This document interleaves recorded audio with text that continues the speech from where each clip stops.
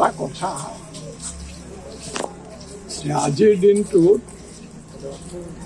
আমাৰ দেশৰ জনসাধাৰণে অনুভৱ কৰে যে এই ৰাষ্ট্ৰখন তেওঁলোকৰ ৰাষ্ট্ৰ আৰু সকলোৰে ইয়াত ৰাজনৈতিক অধিকাৰ আছে। আমিৰ গৰীব ধনী দুখীয়া ক্ষমতাশালী ক্ষমতাহীন সকলো ৰাইজৰ মানুহে আহি পেলাই ভোট দিয়ে আৰু এই ক্ষেত্ৰত অনুভৱ কৰে যে গণতন্ত্ৰৰ নাগৰিক হিচাপে সকলো সমান। কিন্তু এতিয়ালৈকে মই যোৱা দুটা নিৰ্বাচনত যিমান মানুহ অহা দেখিছিলোঁ মানে ভিৰ হৈ থাকে ইয়াত। এইবাৰ কিন্তু এইখিনি সময়ত সেইটো মই দেখা নাই। কিন্তু কিয় দেখা নাই মই নাজানো, বাকীবোৰ বুথত বা কি হৈছে সেইটো নাজানো। সেইটো এটা তাৎপৰ্যপূৰ্ণ কথা আৰু দুশ্চিন্তামূলক কথা। ধন্যবাদ।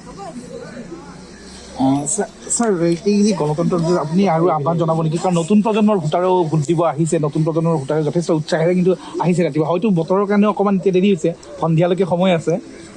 কেনেকুৱা আশা দেখিছে গোটেই কথাখিনি? ৰাইজৰ বিশেষকৈ নতুন ভোটাৰেও উৎসাহেৰে ওলাই আহিছে কিন্তু বিভিন্ন বুথত দেখা গৈছে।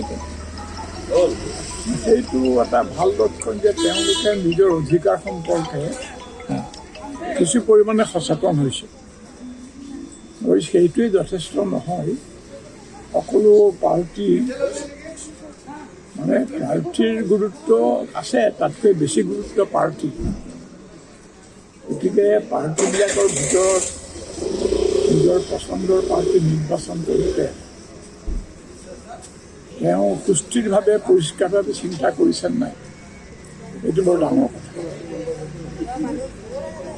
তেওঁ বিজেপিক দিয়ক, কংগ্ৰেছক দিয়ক, আপক দিয়ক, যাকে দিয়ে দিয়ক, কিন্তু ভাবি চিন্তি নিজৰ পচন্দ মতে দিছেনে নাই সেইটো ডাঙৰ কথা। কাৰোবাৰ কথা শুনি ভুল গৈ, কাৰোবাৰ লোভ প্ৰদৰ্শনত ভুল গৈ, বা হয়তো এনে আলাসতে কোনো চিন্তা নকৰাকৈ ভোট দিছে, সেইটো বৰ ডাঙৰ কথা। কাৰণ এই ধৰণৰ সুযোগ আৰু তেওঁ জীৱনত নাপাব দ্বিতীয়বাৰ 5 বছৰ বা 4 বছৰ।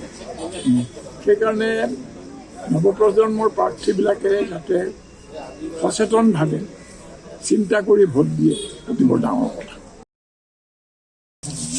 এটা কথা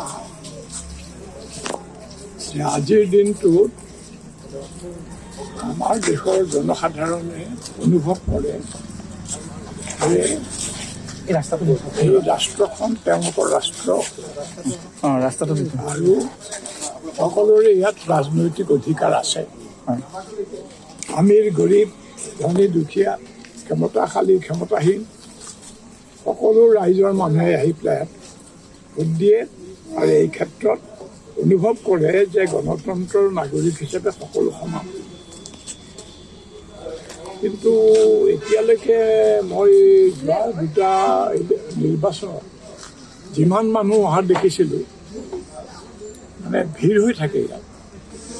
এইবাৰ কিন্তু এইখিনি সময়ত সেইটো মই দেখা নাই। কিন্তু কিয় দেখা নাই মই নাজানো, বাকীবোৰ বুথত বা কি হৈছে সেইটো নাজানো। সেইটো এটা তাৎপৰ্যপূৰ্ণ কথা আৰু দুশ্চিন্তামূলক কথা। ধন্যবাদ। স্যাৰ, এই যে গণতন্ত্ৰৰ আপুনি আৰু আহ্বান জনাব নেকি? কাৰণ নতুন প্ৰজন্মৰ ভোটাৰেও ভোট দিব আহিছে, নতুন প্ৰজন্মৰ ভোটাৰে যথেষ্ট উৎসাহেৰে কিন্তু আহিছে ৰাতিপুৱা। হয়তো বতৰৰ কাৰণে অকণমান এতিয়া দেৰি হৈছে, সন্ধিয়ালৈকে সময় আছে।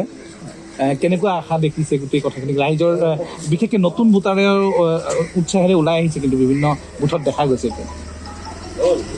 সেইটো এটা ভাল লক্ষণ যে তেওঁলোকে নিজৰ অধিকাৰ সম্পৰ্কে কিছু পৰিমাণে সচেতন হৈছে। সেইটোৱেই যথেষ্ট নহয়। সকলো পাৰ্টি মানে প্ৰাৰ্থীৰ গুৰুত্ব আছে, তাতকৈ বেছি গুৰুত্ব পাৰ্টি। গতিকে পাৰ্টিবিলাকৰ ভিতৰত নিজৰ পচন্দৰ পাৰ্টি নিৰ্বাচন কৰোঁতে তেওঁ সুস্থিৰভাৱে পৰিষ্কাৰভাৱে চিন্তা কৰিছে নাই, এইটো বৰ ডাঙৰ কথা।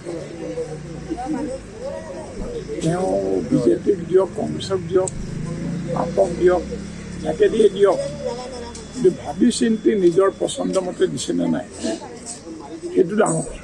কাৰোবাৰ কথা শুনি ভুল গৈ, কাৰোবাৰ লোভ প্ৰদৰ্শনত ভুল গৈ, বা হয়তো এনেই আলাসতে কোনো চিন্তা নকৰাকৈ ভোট দিছে, সেইটো বৰ ডাঙৰ কথা। কাৰণ এই ধৰণৰ সুযোগ আৰু তেওঁ জীৱনত নাপাব দ্বিতীয়বাৰ, 5 বছৰ বা 4 বছৰ। সেইকাৰণে নৱপ্ৰজন্মৰ প্ৰাৰ্থীবিলাকে যাতে সচেতনভাৱে চিন্তা কৰি ভোট দিয়ে, সেইটো বৰ ডাঙৰ কথা।